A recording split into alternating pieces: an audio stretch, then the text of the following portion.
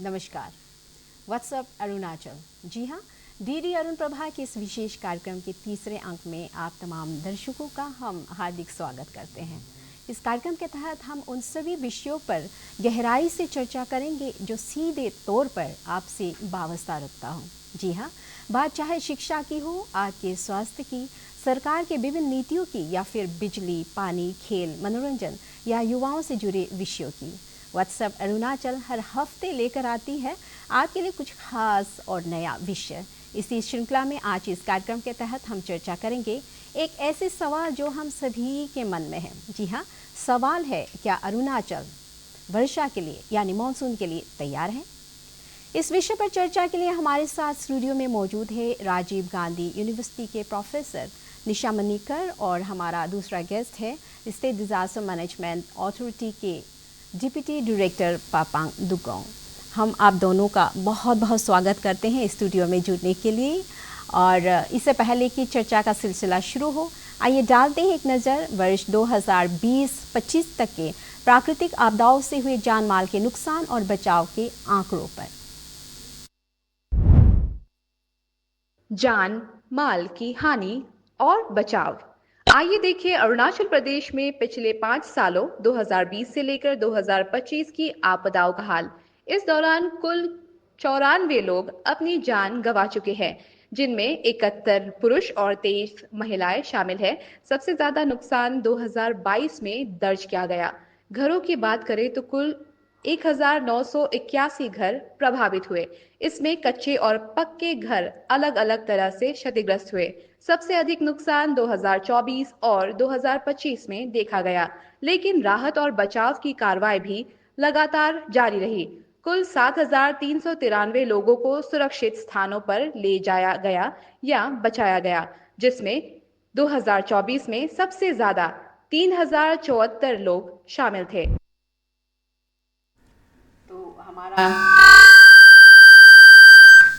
तो कार्यक्रम का सिलसिला को जारी रखते हुए हमारा पहला सवाल रहेगा दुगोंग सर आपसे कि सबसे पहले तो जो डिज़ास्टर मैनेजमेंट यानी आपदा प्रबंधन, इसके बारे में हम जानना चाहेंगे कि ये है क्या। आप ब्रीफ में थोड़ा बता दीजिएगा। डिजास्टर मैनेजमेंट जो है आज का समय में बहुत इम्पोर्टेंट चीज़ है, क्योंकि जैसे जैसे हमारा डेवलपमेंट हो रहा है, जैसे जैसे हम प्रोग्रेस कर रहा है, वैसे वैसे इसका इंटेंसिटी बढ़ते जा रहा है। आप देखिए, पहले हमारा बहुत कम वल्नरेबल था। हमारा घर जो क्या था, कच्चा घर था, वो डैमेज होने से भी कुछ नहीं होता है। कोई बहुत कम लोग का ही डेथ होता था। अब 1950s का अर्थक्वेक देखने से उसमें हार्डली 1 या 2 आदमी मर गया। अगर उस स्केल का अगर अभी आ जाएगा तो आप इमेजिन कर सकते हैं हमारा कंक्रीट जो जंगल्स हो गया बोलता है। तो इसलिए हमको डिजास्टर को तो हम रोक नहीं सकते हैं, नेचुरल डिजास्टर को, लेकिन अगर हम प्रिपेयर्ड रहे तो हम इसका इफेक्ट को कुछ हद तक, बहुत कुछ हद तक हम कम कर सकते हैं। इसीलिए डिजास्टर मैनेजमेंट का बारे में हमको सभी को जानकारी होना बहुत ज़रूरी है। तो मैं संक्षेप में यही कहूँगा कि डिजास्टर मैनेजमेंट आज के ज़माना में बहुत इम्पोर्टेंट है, और इसको हम सभी को इसका बारे में जानकारी रखना पड़ेगा। प्लस इसका प्रिकॉशंस के लिए हमको जितना हो सके सबको कोऑपरेशन करना पड़ेगा। सही है, बहुत शुक्रिया। तो खरसर जी, हम आपसे जानना चाहेंगे कि ये जो आपदा है, खासकर मानसूनल सीजन में, वर्षा के समय में कितने तरह के होते हैं? आपदा या डिजास्टर जो है, अगर रेंज स्पेसिफिक बोलेंगे तो पहला तो है फ्लड होगा। और फ्लड मतलब कैसे होता है? फ्लड जो एक बार में बहुत बारिश हो जाएगा, जिसको हम क्लाउड बर्स्ट तक सोच सकते हैं, या मानसून रिलेटेड जो कि कंटिन्यूस बारिश होता है। उसमें फिर दूसरा समस्या ये होता है कि पहाड़ का बारिश का जो फ्लड है वो फ्लैश फ्लड भी होगा। दोनों फ्लड आप मान सकते हैं। और flooding as such may not be highly disastrous, but अगर आप लोगों का डेवलपमेंट का प्रोसेस देखेंगे, जैसे अरुणाचल में अभी urbanization in terms of spurious urbanization, तो ज़्यादा लोग इकट्ठा हो गया, स्मॉल टाउन से जो मीडियम टाउन बन गया या बड़ा टाउन, ये फ्लड पहला चीज़ है। उसमें और एक नया चीज़ है कि जो landslide also is induced by आपका जो है बारिश के कारण। अगर क्लाउड ब्रस्ट जो कि इंटेंसिटी बहुत ज़्यादा हुआ तुरंत हो गया, 3 घंटा के अंदर 6 दिन का बारिश हो गया, उसमें भी लैंडस्लाइड होगा। तीसरा चीज है जो और बहुत इंपॉर्टेंट है, ये है कि इंफ्रास्ट्रक्चर आपका डैमेज होगा। ये तीनों तो डायरेक्ट होना ही है, और इसको कम करने के लिए आप रेन के बारे में कुछ ज़्यादा नहीं सोच सकते हैं। आपको समझना पड़ेगा कि क्लाइमेट चेंज जो है ये इंटेंसिटी फ्रीक्वेंसी को अफेक्ट करता है, लेकिन वल्नरेबिलिटी जो है वो भी पॉजिटिव साइड में जा रहा है क्योंकि अर्बनाइजेशन के लिए। तो हम लोग वल्नरेबिलिटी के ऊपर एक्ट कर सकते हैं।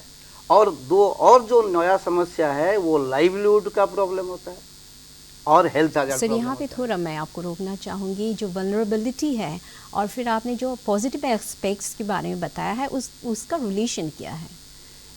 वल्नरेबिलिटी की ये है कि जो हम लोग जो एक्सपोज होते हैं, हाँ। ज़्यादा लोग इकट्ठा रहेंगे, अगर ड्रेनेज का प्रॉब्लम को हम नज़रअंदाज करेंगे तो फ्लड में फंसेंगे। बिल्कुल। और लैंडस्लाइड को अगर आप हिल कटिंग के ऊपर आप ध्यान नहीं देते हैं, जो हम नहीं देते हैं, उसमें भी वल्नरेबिलिटी बढ़ेगा। ये दो चीज़ तो हो गई। इंफ्रास्ट्रक्चर अगर मजबूत नहीं है, हाँ।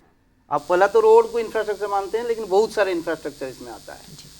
तो इलेक्ट्रिसिटी, देन दी पेरिफेरल थिंग, जैसे मैंने बोला कि health hazard, flood, post flood health hazard होगा, और हेल्थ hazard के लिए वाटर एक बड़ा प्रॉब्लम होगा। तो ये चीज़ पर ध्यान देना है। और लाइवलीहुड में ये है कि लोगों को जो छोटा काम कर रहे हैं, जिनका घर चलता है एक हफ्ता के लिए, हर दिन जिसको खरीदना पड़ता है, उन लोगों को डायरेक्ट इफेक्ट होता है। ये 5 चीज़ को अगर आप देखेंगे, फ्लड बहुत बड़ा डिजास्टर माना जाता है। तो ये आई कैचिंग नहीं होता है, एडेप्टेशन टेक्निक हो जाता है। आसाम में फ्लड को लोग पेनिंग नहीं करता है, लेकिन सफरिंग्स होता है, नुकसान होता ही है। इसीलिए डिजास्टर मैनेजमेंट डिपार्टमेंट जो एजेंसी के थ्रू में हम लोग एनर्जाइज करते हैं, इनका एफिशिएंसी बढ़ाना पड़ेगा। और एफिशिएंसी तब बढ़ सकता है जब आप वल्नरेबिलिटी को लो करने की कोशिश करेगा, रिस्क को समझ के कम रिस्क करना पड़ेगा। दोनों में थोड़ा फर्क है, एक ही टाइप का चीज है, लेकिन लोगों को ये दोनों के बीच में हम जो कुछ कर रहे हैं वो रिस्क बढ़ाता है, वल्नरेबिलिटी बाई पोटेंशियल ही रहता है। ये है। तो सर दुगंग सर, आपके रुख करते हुए सवाल ये रहेगा कि 2026 तो इस साल जो मॉनसूनल सीज़न है उसके मद्देनज़र जो लास्ट ईयर का था 2025 का, तो वहाँ से क्या सबक मिला, क्या लेसन मिला कि इस बार आप लोग और क्या एहतियात जो चीज़ें हैं वो बरत रहे हैं विभाग की ओर से? ये ऐसा है, हर साल हमारे लिए एक लर्निंग्स होता है। जैसे प्रीवियस ईयर से हम इस साल और बेटर करेगा, वैसे तो हमारा डिपार्टमेंट 24/7 365 डेज तैयार रहना होता है, क्योंकि डिजास्टर खाली मानसून में नहीं, हर कभी भी आ सकता है। और जैसा कि आप सबको मालूम है, हमारा जोन 5 में है, most vulnerable earthquake point of view से। इसीलिए हमारा डिपार्टमेंट हमेशा तैयार रहता है कोई भी डिजास्टर के लिए। अच्छा। लेकिन जहाँ तक मानसून का सवाल है, क्योंकि अर्थक्वेक तो शायद ही 5 साल बाद भी हो सकता है, 50 साल बाद भी हो सकता है, कोई सर्टेन नहीं है। लेकिन जहाँ तक मानसून का सवाल है वो हर साल आता है। इसीलिए उसके लिए हमारा स्पेशल या एडिशनल प्रिकॉशंस होता है। जैसे हम हर साल मानसून रिव्यू मीटिंग होता है। अभी हम इस साल का रिसेंटली हमारा डिस्ट्रिक्ट वाला का साथ ऑनलाइन कर चुका है, वो हमारा डिपार्टमेंट लेवल में DDMO का साथ। फिर हमारा होगा DC का साथ। फिर हमारा दिल्ली में है आपका 18 अप्रैल को, जिसमें हमारा होम मिनिस्टर चेयर करेंगे। तो इस तरह से हमारा हर साल चलते रहता है। तो हम क्या कर, लास्ट ईयर अगर आपका सवाल का बात करें तो लास्ट ईयर का जो खामियां है इस बार कैसा करेंगे, तो वैसे तो हमारा लास्ट ईयर का ऐसा कुछ खामियां बोल के तो नहीं है, लेकिन हाँ जैसे कि हमारा स्ट्रेंथ जो है SDRF का था। नॉट एग्जैक्टली खामियां, लेकिन वहाँ पे जो कुछ हुआ है, भूल चूक जो नहीं कर पाया था, तो डिपार्टमेंट किस तरीके से उस पर कदम उठा रहे हैं? तो उसमें ऐसा है, हम क्या करता है कि कम्युनिटीज़ को सबसे पहला रिस्पॉन्डर बनाता है। तो पहले हमारा क्या था कि कम्युनिटीज रिस्पॉन्डर्स कंपैरेटिवली कम था, तो अभी हम उसको ट्रेंड किया है, TOT भी ट्रेंड किया है। तो अभी हम क्या कर रहे हैं डिस्ट्रिक्ट वालों से कि लास्ट ईयर जैसे कि अगर मैं कहूँ तो एक इशू हुआ था हमारा राइस को लेके, PDS का राइस जो है एक डिस्ट्रिक्ट में इशू हो गया था। तो उसमें सही समय पे नहीं पहुंचा जाता। तो इसलिए इस साल हम जैसे फर्स्ट एग्जांपल देके बता रहा है कि उसको हम इस बार स्ट्रिक्टली हर डिस्ट्रिक्ट को इंस्ट्रक्शन तो हम रिटर्न देता ही है, साथ साथ में वीसी में भी इंस्ट्रक्शंस दे रहा है कि आपको लास्ट ईयर जैसा है वो इंसिडेंट नहीं होना है कि चावल पब्लिक तक नहीं पहुंचा है, तो ऐसा इश्यूज नहीं होना है, वो एडवांस में ही आपको स्टॉकिंग करना है। सिमिलरली मेडिसिन का भी सेम इश्यूज है। सर ऐसा होता है, बहुत बार देखा गया है कि इन लेटर तो सारी चीज़ें हो जाती हैं, लेकिन ग्राउंड रियलिटी में जब जाता है तो चीज़ें जैसे कहा जाता है पेपर वर्क में वैसा नहीं होता है, तो उसको स्ट्रिक्टली मॉनिटर किया जा रहा है या फिर वो किस तरह से मॉनिटर किया जाता है? क्योंकि आपका हमारा डिपार्टमेंट से तो हम मीटिंग करता है, फिर डिस्ट्रिक्ट वाला का साथ भी मीटिंग करता है, जिसमें कई बार हमारा चीफ सेक्रेटरी भी इन्वॉल्व हो जाता है, वो खुद भी चेयर करता है। अदरवाइज हमारा होम ये सेक्रेटरी होम वो भी करता है। लास्ट टाइम का जैसे आप अगर मीडिया में आया था, हमारा सीएम सर भी 2 बार रिव्यू किया था, तो आपका एडमिनिस्ट्रेटिव पॉइंट ऑफ व्यू से भी प्रेशर जाता है, प्लस पॉलिटिकल जो हेड्स लोग हैं वो भी उसको प्रेशर देता है। तो कुछ भी अपडेट्स होना, क्योंकि सीएम हमारा जो है हमारा डिपार्टमेंट का खुद का मिनिस्टर है, तो कुछ भी इश्यूज होता है तो उनके पास तुरंत पहुंच जाता है। तो कहीं भी कुछ ऐसा लैगिंग होता है तो हमारा सीएम का तरफ से भी इंस्ट्रक्शंस डायरेक्ट डिस्ट्रिक्ट को चला जाता है। और जहाँ तक इम्प्लीमेंटेशन की बात है, हमारा डिपार्टमेंट जो है स्टेट लेवल में हमारा काम होता है बेसिकली कोऑर्डिनेशंस करना, कि हमको ये इन्फॉर्मेशन मिला है, फिर हम वो कंसर्न डिस्ट्रिक्ट को देगा या कंसर्न डिपार्टमेंट को। तो हमारा जो disaster management department coordinating department है, तो हमारा खुद का अपना रिसोर्सेज बहुत लिमिटेड होता है, वो हम डिस्ट्रिक्ट एडमिनिस्ट्रेशन के ऊपर डिपेंड करता है या अदर एजेंसीज जैसे एसडीआरएफ, एनडीआरएफ वगैरह वगैरह उनका लाइन डिपार्टमेंट। जी सर, जी मैम।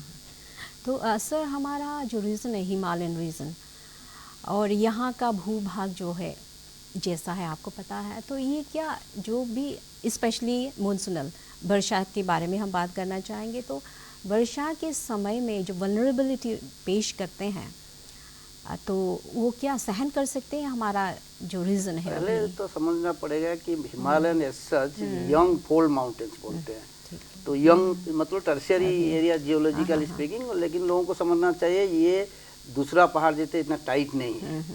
तो इसका पहला problem disaster management point of view, या ज़्यादा रेन होने से ज़्यादा लैंडस्लाइड होगा, पर्कुलेशन बढ़ता है, उसके ऊपर डिफोरेस्टेशन होता है, तो हम लोग वल्नरेबल ज़्यादा है। इन संक्षेप से बोलने से Himalayan region starting from Jammu Kashmir और ईस्टर्न हिमालय जो अरुणाचल का पूरा आता है, तो वो वल्नरेबिलिटी बहुत हाई है। और क्लाइमेटिक चेंज के साथ साथ अर्बनाइजेशन ये 3 गुना बढ़ गया। आप बोल सकते हैं वल्नरेबिलिटी 3 गुना बढ़ गया, तो रिस्क भी, क्योंकि वल्नरेबिलिटी 7 साल चलता है, आदमी तो स्टैटिक नहीं है और रिस्क भी बढ़ रहा है। तो इसीलिए जो रेस्पॉन्स बोल रहे हैं, तो पैराडाइम हमारा जो डिजास्टर मैनेजमेंट आपदा प्रबंधन, ये प्रबंधन जो है उसका रेस्पॉन्स से शुरू होता है। इंसिडेंट रेस्पॉन्स, आप पहले कैसे रेस्पॉन्ड करता है, वो इधर फास्ट रेस्पॉन्डर और सेकंड रेस्पॉन्डर। रेस्पॉन्स जो पहले कैसे आप तो इसके लिए तैयार रहना पड़ता है। और उसका सेकंड स्टेज है कि आप जो रेस्पॉन्ड अच्छा से करेगा, डिजास्टर मेडिसिन जो सब्जेक्ट होता है कि हेल्थ, न्यूट्रिशन या फिर इंजुरी रिलेटेड, ये सेकंड हो गया। आपका थर्ड है रिस्क एनालिसिस, पहले हो चुका होता है, जैसे मैंने बोला कि वल्नरेबल तो रिस्क है, रिस्क एनालिसिस होता है। फिर प्रिपेयरनेस, जो डोगंग साहब बोल रहे हैं कि हम लोग मीटिंग करता है, तैयार करता है, पीडीएस सिस्टम को स्ट्रेंथ करता है, ये सारे चीज रेन के साथ ज्यादा चलता है। जो रिलीफ के साथ साथ आपका आता है खाना पीना देना, रिफ्यूज कैंप चलाना, ये एक हो गया। तो मिला जुला के आपका ये टोटल पैराडाइम को सबके साथ लिंक रहना पड़ेगा। और सिस्टम चाहता है कि आपको community should come forward with knowledge, understanding, awareness.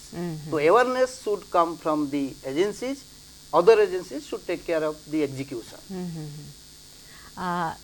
Sir हम लौट के आएंगे, लेकिन यहाँ पे एक छोटा सा हम एक विजुअल देखेंगे जो कि हमारे राज्य सरकार और संबद्ध विभाग किस तरीके से प्राकृतिक आपदाओं के समय में जो हमारी जनता है उसके हित की सुरक्षा में, उसकी सुरक्षा में क्या कदम उठाते हैं, चलिए उसे देखते हैं। आपदा रुझान और संवेदनशील जिले। पिछले 5 सालों में आपदाओं की संख्या बढ़ी है। राज्य में भूस्खलन, बाढ़ और नदी कटाव आम है और भूकंप का खतरा भी हमेशा बना रहता है। राज्य स्तर पर नियमित ड्रिल और जागरूकता अभियान किए जाते हैं। सबसे संवेदनशील जिले हैं नामसाई, चांगलांग, लोहित और ईस्ट सियांग। इन जिलों में तैयार रहना और सतर्कता बरतना अत्यंत महत्वपूर्ण है। तैयारी और प्रतिक्रिया। राज्य और जिला स्तर पर इमरजेंसी टीमें हमेशा सक्रिय रही है। बॉम्डिला, जीरो, पासीघाट, खोंसा और तेजू में रेस्पॉन्स सेंटर लगातार काम कर रहे हैं। SEOC और DEOC पूरी तरह सक्रिय है। मॉनसून से पहले सभी जिलों को तैयार रहने की सलाह दी जाती है। आपातकालीन सहायता के लिए टोल फ्री नंबर 1070 और ERSS डायल 112 उपलब्ध है। आपदा के समय सतर्कता और त्वरित प्रतिक्रिया जीवन और संपत्ति दोनों की सुरक्षा करती है। व्हाट्सएप अरुणाचल में आप हमारे साथ बने हुए हैं और हमारे साथ चर्चा में भाग ले रहे हैं। आज का विषय है कि अरुणाचल कितना तैयार है वर्षा के लिए, मानसून सीजन के लिए।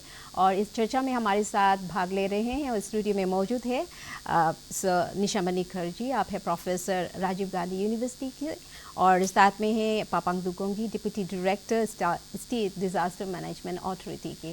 तो सिलसिला को जारी रखते हुए सर, हम बात करना चाहेंगे कि जो ट्रांस अरुणाचल हाईवे है हमारा लाइफलाइन है, और इस समय मानसूनल सीजन में अगर वो रास्ता कट जाता है, हाईवे में कोई प्रावधान पड़ जाता है, तो उसके लिए कितना तैयार है? ऐसे हर एडमिनिस्ट्रेशन को तो हमारी तरफ से इंस्ट्रक्शंस है कि जो बेसिक चीज़ है, जैसे आपका पानी का हो, रास्ता का हो, आपका इलेक्ट्रिसिटी का हो, उसके बाद आपका पावर सप्लाई का हो, टेलीकम्युनिकेशंस का हो, उसके लिए हर डिपार्टमेंट को अपना प्रिपेयर्डनेस रेडी करना है विथ मैन एंड मशीनरी। लेकिन ऐसा है कि हमारे पास भी तो लिमिटेड रिसोर्सेस है।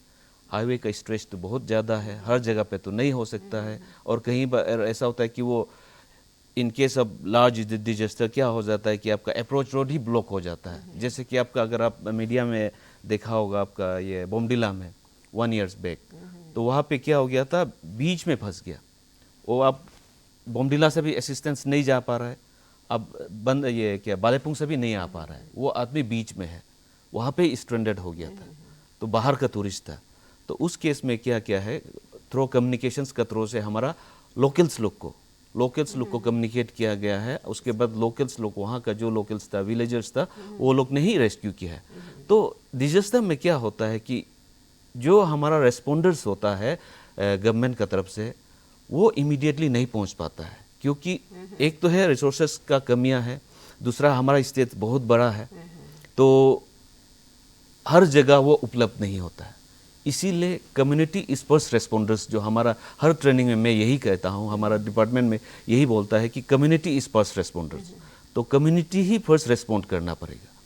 तो इन केस ऑफ अगर ये ट्रांस हाईवे में ब्लॉक हो गया, तो ऑब्वियसली डिपार्टमेंट कंसर्न ही उसको क्लियर करेगा। लेकिन वो क्योंकि आपका, आप सोच के देखिए, अगर आप कारसिंगसा में भी ब्लॉक हो गया, यहाँ से हमारा आदमी जाते जाते तो काफ़ी टाइम लग जाएगा। हाँ, तो अगर उसका ये इंटेंसिटी बड़ा है, पूरा वॉश आउट हो गया, तब तो बहुत टाइम लगेगा। तो अल्टीमेटली कम्युनिटी को ही रिस्पॉन्स करना होता है। ऐसे ही केसेस बहुत सारा हुआ है। लास्ट टाइम एक बार हुआ था आपका रोइंग टू पासीघाट का बीच में, वहाँ से कॉल आया हमारा SEOC में कि हमारा यहाँ स्ट्रैंडेड हो गया है। तो वो लोग को क्या होता है कि डिस्ट्रिक्ट इमरजेंसी ऑपरेशन सेंटर का नंबर मालूम नहीं होता है, जो बाहर से आता है। तो वो क्या होता है, हमारा SEOC का क्या है, आप जैसे आप अभी दिखाया 112, डायल 112, इधर वहाँ में या 1070 में। मैं रोकना चाहूँगी आपको। सिर्फ आपने कहा कि बाहर के लोगों को पता नहीं है, लेकिन हम अपने यहाँ के अरुणाचल के ईटानगर के बारे में बात करें तो यहाँ पे बहुत सारे लोगों को पता नहीं होता है नंबर के बारे में। तो आप जारी रखिए, उस पर सवाल हम बाद में करेंगे। हाँ, तो वो क्या क्या है कि उसने हमारा SEOC में कॉल किया है, उसके बाद फिर हम बाद में फिर DEOC को, डिस्ट्रिक्ट इमरजेंसी ऑपरेशन सेंटर को कॉल किया है। फिर उन लोगों ने हाईवे वाला डिपार्टमेंट को कॉल करके अपना मैन एंड मशीनरीज बेच के बाद में रेस्क्यू किया है। तो ऐसा है। और जहाँ तक ये अभी आपका जो आपने बोला है हमारा ये नंबर्स को मालूम नहीं हो रहा है, ये तो सही बात है, लेकिन हम जहाँ जहाँ हो सकता है ये एडवर्टाइजमेंट रेगुलरली करते रहता है। जैसे हम न्यूज़पेपर्स में भी छापता है, रेडियो जिंगल्स में भी अगर आप सुनते हैं तो हम रेगुलरली फायर के ऊपर भी देता है, उसके बाद आपका ये मानसून के ऊपर भी देता है, फ्लड के ऊपर भी देता है। रेगुलरली हम ये जिंगल्स इशू करता है और उस वक्त आप अगर सुनेगा तो हमारा इमरजेंसी नंबर्स भी हम साथ में अनाउंस करवाते हैं। सर बहुत अच्छी बात है, एडवर्टीजमेंट दिए जा रहे हैं और साथ में अवेयरनेस प्रोग्राम भी मेरे ख्याल से जो विभाग है वो चला रहे होंगे ये सारी चीज़ों को लेकर। सर यहाँ पे हम एक बार कहना चाहेंगे, एक जगह है योगोंग विलेज, सियांग डिस्ट्रिक्ट में पड़ता है, तो वो जो है अभी शायद 4 या 3-4 साल हुए होंगे रोड कनेक्शन से जुड़ा हुआ, और वहाँ पे इंटरनेट की तो बात छोड़िए, वहाँ पे आपका मोबाइल कनेक्टिविटी नहीं है। अगर आपको किसी से बात करना है तो आपको 4-5 किलोमीटर गांव से दूर आके पैदल चल के आपको फ़ोन करना होगा। तो जैसे कि आपने बताया कि सारे जो न्यूज़पेपर है या फिर ऑडियो विजुअल जो भी चैनल है उसके ज़रिए से आप मैसेज को पहुंचा रहे हैं, लेकिन ऐसे सिर्फ योगों की बात नहीं कर रहे हैं हम, ऐसे बहुत दूरस्थ इलाके ही अरुणाचल में, तो उस वहाँ तक किस तरीके से अगर आपदा को लेकर कुछ बहुत प्रॉब्लमेटिक कुछ हो गया है या होने वाला है, आपको पहुंचाना है खबर, तो उसे किस तरीके से करते हैं आप लोग? जहाँ तक कवर का सवाल है वो तो हमारा पास इमीडिएट तो कोई सॉल्यूशंस नहीं है उस केस के लिए, तो वो तो आपका आदमी को ही बेचना पड़ेगा। लेकिन हम क्या कर रहा है, हमारा डिपार्टमेंट क्या कर रहा है, लास्ट 2 इयर्स से हम ट्रेनिंग पे फोकस कर रहे हैं। और वो ट्रेनिंग में क्या होता है कि हम कम्युनिटी बेस्ड डिजास्टर मैनेजमेंट के ऊपर ट्रेनिंग दे रहा है। तो हम अभी पहले हम क्या कर रहा था, स्टेट लेवल में ट्रेनिंग दे रहा था। स्टेट लेवल में हमने 2400 कम्युनिटी हर कॉन्स्टिट्यूएंसी से, एक कॉन्स्टिट्यूएंसी से 20-20, ये 2021 का बात है। 2021 में क्योंकि ऐसा होता है कि आप वो होता है, हम जब डिस्ट्रिक्ट से बोलता है कि हमको ट्रेनिज भेजिए, तो वो क्या करता है नियर बाई एरिया से भेज देता है। तो अभी आप जो बोला है पर्पलंग एरिया का वो नहीं रिप्रेजेंट करता है। तो इसलिए हमने क्या किया है कि कॉन्स्टिट्यूएंसी वाइज, तो हर कॉन्स्टिट्यूएंसी से 2020 इस तरह से ये हमने 2400 हमारे स्टेट लेवल में कम्युनिटी वॉलंटियर्स तैयार किया है, ट्रेन किया है। उसके बाद उसका नेक्स्ट स्टेप हमने क्या किया है कि जो हम ट्रेंड वाला है 1200, उनमें से हर डिस्ट्रिक्ट से 5-5 TOT ट्रेनिंग ऑफ ट्रेनर्स तो सिलेक्ट किया। तो अभी हम 5 के बजाय अभी 10 हो गया, दो फेस कर लिया। तो हर डिस्ट्रिक्ट में मिनिमम 7-8 TOT है ट्रेनिंग ऑफ ट्रेनर्स। तो उसके बाद हमने 2023 और 24 और 25 में क्या किया है कि डिस्ट्रिक्ट को ऑथराइज किया है कि आपका मोस्ट वल्नरेबल 10 विलेज में से हर विलेज से 10 वॉलंटियर्स आपका डिस्ट्रिक्ट में ही ट्रेन करना है, जिसको हमने TOT का ट्रेनिंग दिया है। वो 21 डेज का ट्रेनिंग होता है, उसको हमारा NDRF ने वो लोग को ट्रेन किया है। तो वो TOT लोग डिस्ट्रिक्ट में जाके 10 मोस्ट वल्नरेबल विलेजेस, तो उसको वो डिस्ट्रिक्ट अथॉरिटी सेलेक्ट करता है और वो लोग को वो ट्रेन करता है। वो अभी हम कंटिन्यू कर रहा है, 2 फेज हो गया, फर्स्ट और सेकंड फेज। उसमें हमने हर डिस्ट्रिक्ट का अगर हम 110 विलेज इंटू 10 वॉलंटियर्स करने से 100 वॉलंटियर्स एक डिस्ट्रिक्ट में, तो 2 साल हो गया तो 200 वॉलंटियर्स हो गया। तो ये हम लोग 5 इयर्स का टारगेट है। इस तरह से करके हम हर विलेज में एटलीस्ट हमारा एक कम्युनिटी वॉलंटियर्स हो, अभी टारगेट ये है और चल रहा है। बहुत खूब। सर आपके पास आते हैं फिर से। यहाँ पे आपने पहले कहा था कि डिज़ास्टर को तो हम रोक नहीं सकते, बिल्कुल नहीं, प्राकृतिक disaster we can't control, but then एक चीज़ जो है हमारा जो ह्यूमन मेड डिज़ास्टर, उसके बारे में संक्षिप्त से आप हमें बताइएगा। देखिए, मैन मेड डिजास्टर या एंथ्रोपोजेनिक डिजास्टर जो है, ये अभी प्राकृतिक डिजास्टर के साथ भी जुड़ रहा है। जैसे कि लैंडस्लाइड को आप प्राकृतिक डिजास्टर नहीं मान सकते, ये तो मैन मेड ही होता जा रहा है धीरे धीरे। जो थ्योरी में जो हम लोग किताब में पढ़ाते हैं लैंडस्लाइड तो नेचुरल हो गया क्योंकि हिमालय यंग है, तो वो नहीं रहा। अभी हमको साइड वॉल कैसे कटिंग करना है, मेंटेनेंस ऑफ जो दीवार है जिसमें लोग मरता है। जैसे कि डिजास्टर में नुकसान को हम डेथ के साथ जोड़ के देखते हैं, तो प्राकृतिक डिजास्टर की बात करते करते अगर मैन मेड डिजास्टर ही धीरे धीरे इमर्ज करेगा, क्योंकि मैन बहुत तरह का रिस्क लेता है। सर, या आप जो ईटानगर है अभी जो हमारा राजधानी है, उसके जो माहौल अभी बन रहा है, जिस तरीके से सर्कमस्टेंसेस आप देख रहे हैं, उसमें आप क्या कहेंगे? मैन मेड डिजास्टर का कितना बड़ा हाथ है? बहुत ज़्यादा हाथ है। जैसे कि अर्बन एरिया में ड्रग एब्यूज से लेकर जितने सिर्फ लोग ही करना चाहता है, because their way of living like that, because of living style, मतलब जीविका के लिए कर रहा है या हैबिट के लिए कर रहा है, तो मैन मेड होगा। उसके ऊपर मैन मेड में भी टेररिज्म, वार सब आता है। क्योंकि आप जनरल क्वेश्चन पूछ रहे हैं, फॉर द ऑडियंस हम बोलेंगे कि मैन मेड डिजास्टर में रेन के साथ नहीं जाइए, क्योंकि वो दूसरा टॉपिक होगा। अगर आप सिर्फ जानना चाहते हैं तो फ्यूचर इज चैलेंजिंग, मतलब आप लोगों के लिए मेन मेड डिजास्टर रुकना है, और मेन मेड डिजास्टर और प्राकृतिक डिजास्टर और खराब करेगा, क्योंकि वो बिल्डिंग जो है बनता है वो तो कमर्शियल पर्पज के लिए, तो अर्बनाइजेशन जो हो रहा है तो ह्यूमन बीइंग को आप रोक नहीं सकता है। ये मेन समस्या है। और जैसे कि डोगन साहब का बात को लेते हैं कि मिटिगेशन के जो है इसको कैसे और एक्सपैंड करेंगे, इसके लिए फॉर्मल ट्रेनिंग और very decisive way of putting personal in specific things. जैसे कि लोग पढ़ना चाहता है पैसा दे के नौकरी ढूंढने के लिए डिजास्टर मैनेजमेंट में, तो उनको कैसे फॉर्मलाइज करेगा कि रेस्पॉन्डर्स क्या है, और रिलीफ वर्क तो बहुत लोग करता है। सोशल सर्विस के नाम पर हमारा देश का पॉलिटिक्स चलता है, और पॉलिटिक्स बिकम्स डिसीजन मेकर।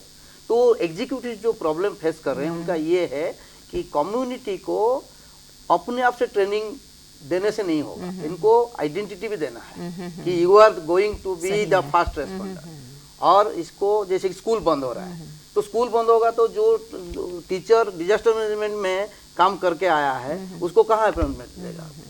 आप तो जानते हैं अरुणाचल में स्कूल बंद हो रहा है, तो एक्सपेंशन थोड़ी हो रहा है, तो कंसंट्रेशन हो रहा है अर्बनाइजेशन का।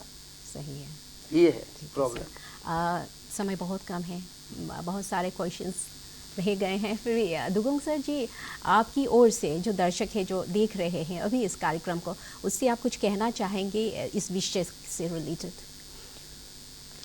तो उसमें जैसे आपका जो ये हम आपका पहले क्वेश्चन जो हमारा कर सर को पूछा था उसमें ही मैं जोड़ना चाहूँगा। हमारा स्टेट में जितना डिजास्टर होता है मैक्सिमम जो है मैन इंड्यूस्ड है, ह्यूमन इंड्यूस्ड है। एक्चुअली लैंडस्लाइड है लेकिन वो मैन मेड लैंडस्लाइड एक्चुअली। अभी आप रिसेंटली हमारा ईटानगर का जो इंसिडेंट नीति बिहार का देखा होगा, उसमें क्या है कि आपका अर्थ कटिंग कब से हुआ है, तो उससे पहले आप यहाँ पे ईटानगर में जो भी अब इंसिडेंट हुआ है सब मैन इंड्यूस्ड है। वैसे हम नेचुरल कैलेमिटीज है बोल के उसको हम अटेंड कर रहा है, लेकिन नेचुरल कैलेमिटीज भी मैन इंड्यूस्ड है। इसलिए मैं तो यही कहूँगा कि पब्लिक से कि इस तरह का रिस्क ना ले। आपका सेफ्टी सबसे इम्पोर्टेंट है, आपका फैमिली का सेफ्टी सबसे इम्पोर्टेंट है। कई बार आप नॉट ओनली लैंडस्लाइड या मानसून, हमारा फायर एक्सीडेंट्स भी इतना सारा होता है हमारा अरुणाचल में, तो फायर एक्सीडेंट्स भी बहुत सारा है। तो ये सब क्या है कि अगर आप होशियार रहें तो इस डिजास्टर को, इस कैलेमिटीज को हम कंट्रोल कर सकते हैं, क्योंकि ये मैन मेड है, नेचर वाला नहीं है। अर्थ को क्विक हो गया वो अलग इशू है कि वो तो बहुत बड़ा बात है। उस केस के लिए भी हम क्या कर सकते हैं, awareness, basic dos and don'ts जो हम रेगुलरली वो करते हैं, तो उसमें आप पार्टिसिपेट कर सकते हैं। हम जब भी ट्रेनिंग बुलाएगा उसमें आप कर सकते हैं। हमारा डिस्ट्रिक्ट लेवल में आप हर समय में ट्रेनिंग कराते रहता है। तो कई बार क्या होता है कि हम ऑडियंस से यही रिक्वेस्ट करूँगा कि जब आपको वॉलेंटियर के लिए बोलता है तो प्लीज़ कम फॉरवर्ड, आइएगा। आता नहीं है, हमको वॉलेंटियर्स ढूंढने में भी एक बड़ा मुश्किल हो जाता है। वैसे हम उसको ऑनरियम भी देता है, हेज एंड व्हेन हम उसको इंगेज करता है उस समय उसके लिए हम ऑनरियम का भी प्रोविजन होता है। वैसे बेसिक है फिर भी। तो आज की चर्चा का हम सारांश निकालें तो ये निकल कर आता है कि आपदा प्रबंधन को लेकर अरुणाचल प्रदेश पहले के मुकाबले काफ़ी बेहतर हुई है। हालांकि राज्य की कठिन भौगोलिक स्थिति को देखते हुए कम्युनिटी पार्टिसिपेशन, जैसे सर दोनों ने बताया, सर ने एक अहम भूमिका निभाती है। तो हम बहुत शुक्रिया करना चाहेंगे सर आपको, निशा मणिखर सर जी और सर पापांग दुगोंग जी, डिप्टी डायरेक्टर, आप दोनों को, कि आप दोनों अपना कीमती वक्त निकालकर हमारे यहाँ आए और दर्शकों को बहुत सारी बातें बताई। और हम ये आशा करते हैं कि दर्शक इससे ज़रूर लाभान्वित हुए होंगे।